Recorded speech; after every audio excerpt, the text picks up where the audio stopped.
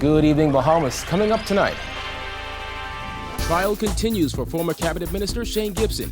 We've got the latest. The Prime Minister outlines post-Dorian spending. Big changes for motorists come next Monday.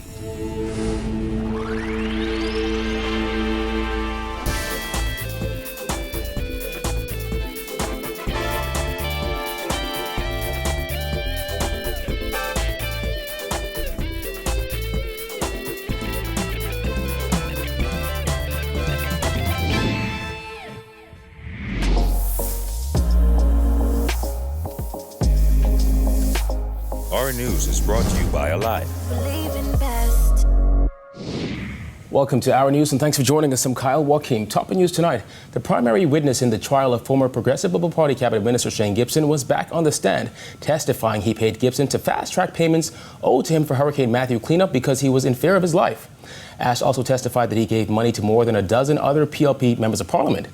This as the prosecution also revealed in court that Deborah Bastian would no longer be a prosecution witness in this case. Jasmine Brown reports. Lead prosecutor James Guthrie QC spent much of the morning taking Ash through his banking statements and the payments he said he made to Deborah Bastian and Shane Gibson. Ash testified that he initially paid Bastian in January 2017 and that he began directly paying Gibson from February 2017 to March 2017. Ash told the court that at some point he was paying both Bastian and Gibson. When asked by Guthrie why he made the payments, Ash said because he was in fear of his life and did what he had to do. Ash also testified that he also paid because he knew Gibson was in charge at the time and he knows how the country is run. Ash said he also paid the money because he wanted to pay off the $250,000. He also testified that he would ensure bank staff would make Bastian sign for funds he directed be paid to her. Guthrie asked Ash how police became involved in the matter, to which Ash explained that he was traveling and started getting a lot of calls from people telling him that the Prime Minister, Dr. Hubert Minnis, had his name all over. As they asked how he was making all the money, Ash said he thought to himself, "Oh Lord, I don't want to get taken out," and that he was in fear for his life. He said he decided to go to the police. He told the court, "Everything I did on my own. The police did not harass me or chase me down." He also testified that even though they offered him immunity, he had already made up his mind that he would cooperate with authorities. Guthrie also led Ash through WhatsApp messages between a number Ash identified as Gibson's and his own. Ash testified that during a February 13, 2017 exchange, he messaged Gibson about letting go of several workers, but he says he was told by Gibson that the then Prime Minister Perry Christie had instructed him to keep them on. Ash also testified about a WhatsApp conversation he had with Gibson about trying to get BAIC property to house some of his heavy-duty equipment. In those WhatsApp messages, Ash said he told Gibson that he had cash to give him to, quote, bless up Dion Smith. Ash explained on the stand that the money was to ensure he got the property. He said as a result he got 4 properties, and to this day, quote, none was legit, all was a piece of crap. Ash also testified about a WhatsApp he sent to the number he identified as Gibson's, telling him, "We have to win." He told the court that message was referring to the PLP winning the May 2017 general election. He also told the court he had no problem with the PLP and added that he also had no problem with the FNM government. Ash also explained a February 26 WhatsApp conversation that showed a message from the number he identified as Gibson's, asking if he wanted to connect at 1 p.m. He told the court that on that day he met Gibson on Gladstone Road and paid him $25,000. Guthrie also pointed out to Ash a conversation on March 28, 2017. A message from the number he had identified as Gibson's indicated that Ash would need to give $50,000 to $100,000 to the members of Parliament from the Carmichael, Golden Gates, Southern Shores, South Beach, Golden Isles, Garden Hills, Seabreeze, and Yamacraw constituencies. Under questioning from Guthrie, Ash testified that the message was from Gibson. Ash said he began giving money to the MPs who would send people to collect the funds on their behalf. He said he would give each $5,000 to $10,000. Voice notes were also played in court. In them, Ash could be heard referring to Gibson as general and boss. Ash was also heard on the voice notes referring to cleanup work in the Golden Gates constituency, work he said he did for free. A voice that Ash identified as Gibson was also heard giving instructions for meetup points. In addition to Ash's testimony during Wednesday's proceedings, proceedings, it was revealed in court that Bastian would not be a prosecution witness. Guthrie told the court Bastian would not be called by the prosecution after the question was raised by lead prosecutor Keith Knight QC. The matter continues before Justice Carolita Bethel on Thursday morning. Reporting for our News, I'm Jasmine Brown. Well, Prime Minister Dr. Hubert Minnis gave a breakdown today of how funds raised for Hurricane Dorian relief efforts will be spent. It is the first time members of Parliament have met in the House of Assembly since Hurricane Dorian smashed into Abaco and Grand Bahama, killing at least 60 people and displacing thousands of residents. Minnis also had a warning for undocumented migrants.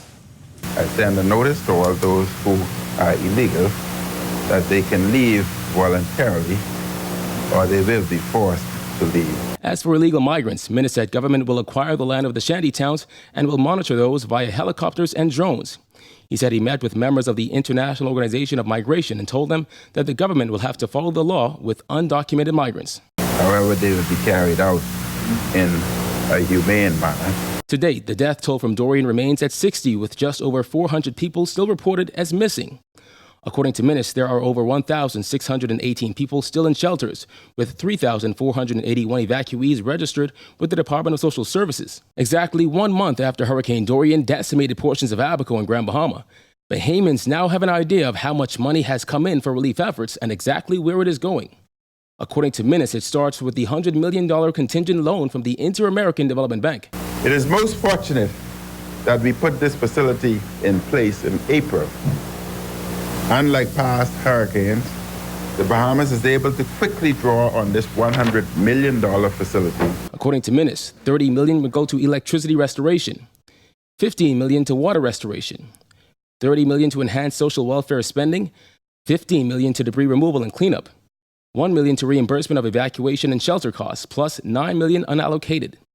Then there's the Caribbean Catastrophe Risk Insurance. The government of the Bahamas has received a total of $12.8 million from the CRIF CCRF insurance. It is most fortunate that we restored this facility after it was previously canceled, a matter which should be debated on another occasion.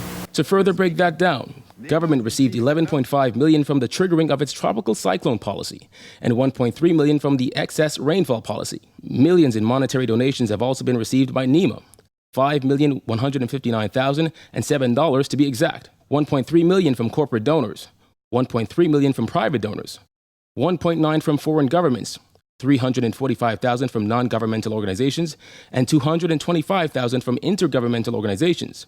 Those figures do not include pledges. I note, Mrs. Speaker, that the United Nations Development Program, UNDP, will contribute $1 million for Hurricane Dorian recovery efforts. The UNDP funding will guarantee technical assistance and early recovery interventions for crucial areas according to the program. During his communication, Minnis extended thanks to world leaders who showed their support in the aftermath of the deadly and devastating storm. Micronesia generously gave us $100,000 to aid in our recovery. As of Monday, October 7th, it will be illegal to drive with your cell phone in hand. Transport Minister Rona Wells announced in Parliament today that several sections of the Road Traffic Amendment Act 2019 will take effect next week. Mr. Speaker, the amendments require a driver to pay outstanding fines for traffic offenses before he is permitted to renew his driver's license. They require a driver to immediately proceed to produce a driver's license and insurance certificate upon the request of a police officer. And, Mr. Speaker, it prohibits the use of any handheld communication devices while driving. Additionally, motorists will be able to make a cautious left turn on a red light. This is intended to allow traffic to move with minimal risk without having to wait for a green light, provided proper caution is observed by the motorist. As a further precaution, Mr. Speaker, measures each driver has to come to a complete stop and ensure that the way is clear prior to proceeding. Still to come, one officer calls for more support on the impacted islands. Plus, the Humane Society is seeking out the owners of displaced pets. Stay tuned.